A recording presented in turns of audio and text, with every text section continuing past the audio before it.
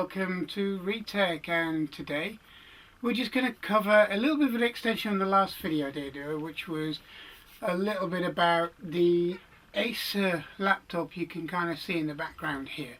And it kind of got me wondering as to whether laptops and old tech from the kind of early 2000s are really becoming retro. And then I remembered, I did mention that in that video, that I had an X60 one which I used to use a lot, but then kind of going through some of my old stuff, I found I had an X60, a slightly old laptop, and it's kind of around 2008 when it was launched, and this X60 has been used for absolutely everything. And it's this innocuous black piece of plastic you can see here, and I kind of bought that one in 2008, and I think it was about £1,300, so you know, it wasn't particularly a cheap laptop at the time, but it was rated to be one of the best laptops of the time, as in best all-rounders. And you know, and that's certainly become true, because this laptop's been in continuous use, so much so that I forgot about it since 2008.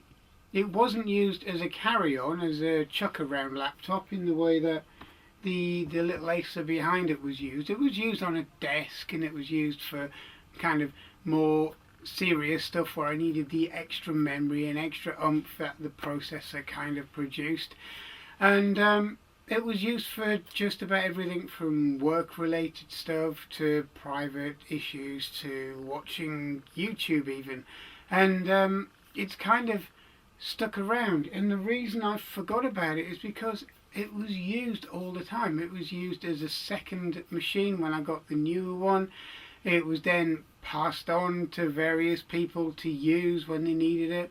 And then it was used for the kids, and more recently it was used as a spare laptop when the pandemic hit for schooling. So you're probably thinking that's getting on a little bit, because a 2008 vintage generation laptop's probably not going to be much good in the kind of 2019s and 2020s when the major part of the pandemic hit and people were closing down, schools were closing down, all of that kind of thing.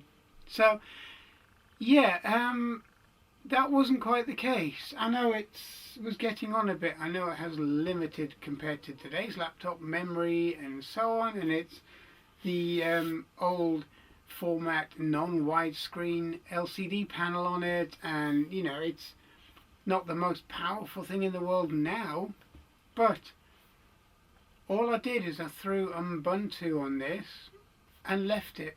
And because Ubuntu is a fairly lightweight operating system, it to run on most lightweight hardware and be very happy in doing that, and allow you to do everything with OpenOffice. And you know, you run YouTube, you put OpenOffice on, you run your word processing, your calculations, your database, do your little presentations on it, do everything you can do on the web, because you know, processing power isn't the be-all and end-all really when you just want to get on a portal, grab what you need to do for the day in terms of kids, etc., print it out, and then carry on with it. And that's what predominantly everyone was doing really at that time. And the fact that you didn't have a massively powerful laptop really didn't matter, especially when at the time a lot of people couldn't afford to go out and buy a laptop, and the parents were working off of a mobile phone. And that happened around the world. You know, teachers at the time assumed wrongly that everybody had access to IT kit, and reasonable quality IT kit. But anyway, that's a different subject for a different time. But this little ThinkPad, or StinkPad as I became to kind of call it, was really a piece of technology that was used non-stop for 14 years, and it's still getting used. I mean, it's had a few knocks and scratches and scrapes to it, and it survived a lot better on this sort of matte kind of finish on it than I ever thought it would, because even when it was new it was an awful finish. It just used to mark and chip and look old about an hour after you took it out of the box. So really, these are the two, or were the two, mainstay laptops at the time that I was using back in the kind of 2000s, and both of these really served their purpose, and surprisingly, especially the Acer still runs really well today. So we're going to have a look at the IBM ThinkPad, the X60, a machine that's still usable and fairly capable today as a kick around laptop, or one you can let your kids use and not worry too much about it, or one that you just want to browse the internet on, and it's still very much capable of that. So let's have a look and see how it gets on. Okay, so side by side you have the X60 in front, the black monolithic kind of 2001-esque slab, which is what the IBM, or this version was the early version of Lenovo when they took over IBM's ThinkPad range. And as you can see, it's more of a older school style LCD, which is a square panel, even if you compare it to the Acer one behind, which is more of what we're used to today, although smaller and not quite as sharp. Although on camera it looks pretty good, but it's a little bit more kind of CS-ish when you look at the actual screen. Slightly faded, slightly washed out in comparison to the X60, but it's not to say that the Acer screen is bad, because at the time it was very good, especially for its price. Remember, you can buy 7 of those for one of these, and that was a big difference. Now, the ThinkPad, the X60, was robustly built. Again, very hard wearing, very good quality plastics. Even now, this laptop doesn't seem to have aged a lot, you know, in terms of looks throughout its kind of extended life, really, because in reality this machine should have been thrown in the landfill a long time ago. It's got one of the little mouse pointers, which a lot of people didn't quite like,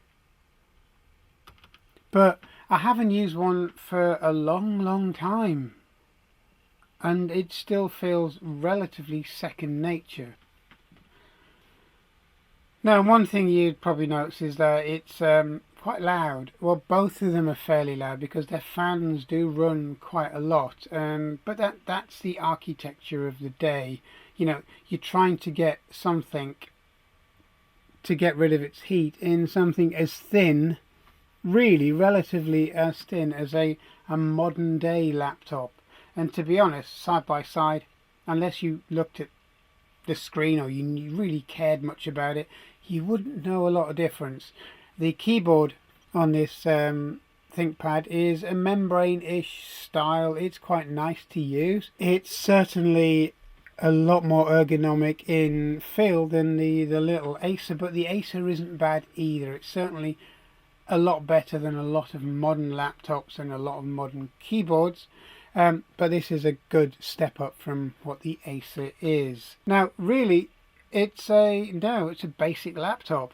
It's something that a lot of people wouldn't even think of using.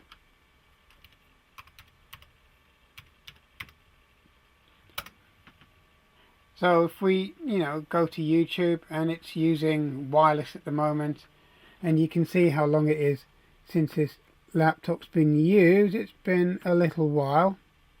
I think it's been about 8 or 9 months really since it's been used. It tends to just kind of sit in the corner, and it's used whenever somebody wants to do it. I mean, it's certainly not fast. As you can see, it plays alright. It'll do your YouTube videos. It's not slowing down, it doesn't clip, it doesn't struggle. It's quite decent. The sound's alright. It's on quiet at the moment, but you know, it's still a lot nicer through headphones because these laptops only have very small speakers in them, and they're not the best, but they're fine. They're loud enough when the volume's up. And if you want to use just a laptop for the kids, or you just want to browse the internet, and you can watch stuff like this, and you know, this is someone that everybody will probably know, the 8-bit guy, David Murray, and he produces some really good videos, and he genuinely comes across as, you know, a very nice guy. So as you can see, you do get a little bit of clipping now and again from the videos, but a lot of that's down, not down so much to the laptop itself, but you know, it hasn't got the best Wi-Fi connector in the world on these. They were always a little bit on the weak side, but you know, you can see it plays fairly well. So I suggest if you're watching this video, check out his channel, because he's got some very, very good episodes on there, and some very, very good machines if you really want to learn a bit more about probably the Commodore and Apple side of it more than a lot of things. But you know, his Commodore history segment, such as you can see here, is very, very good. But anyway, back to the laptop. As you can see, it does okay, and you can see why it's been used for all of this time. And then we'll just close this down because of the usual adverts. So we're just going to have a quick kind of peek at what this laptop has and hasn't got, and it's also its specifications. It was very high spec for its day. It was one of the higher spec laptops that you could buy, and it was one of the more expensive units you can buy. It had an Intel Core Duo T2400 running at 1.83 gigahertz. The video used an Intel GMA 950, which was integrated onto the board, which you'd expect from a laptop. The display was 12.1 inch, and it was XGA, and it was an LCD panel which could display 1024 by 768. It had 512 megabytes of DDR2 5300 memory running at 667 megahertz. It usually came with an 80 gig hard drive, and it was a SATA Serial ATA running at 5,400 RPM, and that's some of the noise you can hear on this, as well as the fan. The networking was an Intel Pro Ethernet, and the wireless adapter was an Intel 3945, and it had a dual built-in antenna, and it uses Bluetooth 2.0, so it's relatively kind of slow by today's standards. The battery was an 8-cell extended battery, but it never lasted that long on the original battery. You were lucky to get maybe 3 hours out of it, if you were lucky. The machine also had 3 USB ports. They were USB 2, a 14-pin FireWire port, an express card, and 1 secure digital. Now, that was it. It wasn't all singing, all dancing. It didn't have a lot of bells and whistles. It didn't have a lot of ports and expansion options other than what you would really need to make this laptop work. It was a well thought out model, and really, to be honest, I'm kind of thinking that this really does deserve, in fact both of these deserve, since I made my last video, to be kind of encroaching into the classic micro computer or classic laptop end of things. And I very much doubt there's a lot of the original Acer Aspire ones left in the world, and I very much doubt there's a lot of X60 models there which are still fully functioning left. I mean, you got to think, most of these laptops were corporate, and the corporate entities bought these in their thousands, and they were just thrown away at the end of their useful life. So really, a 2-year lifespan was about it for one of these machines on average in a corporate kind of environment. Then they would have been given to e-waste because their time had been done. So I don't think there'll be an awful lot of these surviving in reasonable condition which haven't been bashed or battered or scraped to death, because remember, this finish on here was awful, and this one survived pretty well. It's just got a few little nicks and wear marks on the corners where it's been opened and shut, but other than that it's pretty decent. So yeah, this is the ThinkPad X60 IBM logoed at the moment, as you can see here, but then not long after this it became fully Lenovo. They were trading on the IBM name for a while. So this is the IBM X60. I think it deserves really to be a classic laptop, or if not a future classic. And I actually kind of think the same about the Acer Aspire 1. This is a little bit more useful because it's got a bit more go in it, and you could probably play a lot of retro games if you want to stick a version of Windows back on instead of Ubuntu. I mean, XP would run fairly happily on this, as it does on the ever so weedy in comparison Acer Aspire 1. So this is your Lenovo-IBM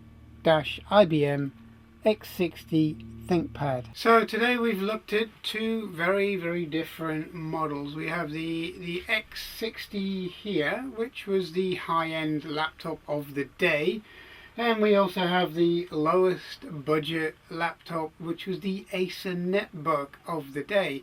And they're both going to be future classics. I don't have any doubt in that. But the IBM, the X60, is a little bit more usable today. And although, you know, you wouldn't want to rely on it as your own laptop, because obviously the battery's had its day now on both of these.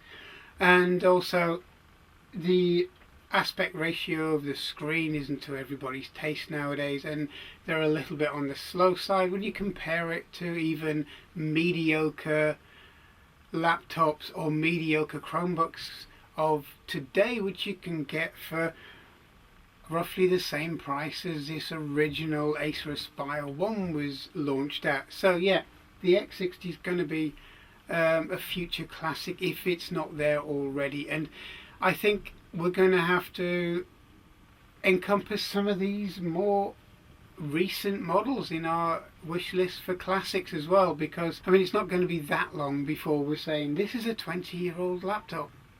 And how many retro computers get featured on various channels and TV programs and so on, which are around about the 20-year mark anyway. So yeah, these are my thoughts on the X60. I hope you enjoyed this. I hope you enjoyed a little bit of a different look at some future retro or future classic models. So anyway, thanks for watching. I hope you enjoyed this. If you get a chance, pop over to the 8-Bit Guy, David Murray, because he's got a very good channel going there, and we've kind of got very similar interests, which is quite nice. And I think we've both been in and around the computer industry for a very long time, and that helps with perspective, and that also helps with our views on things as well.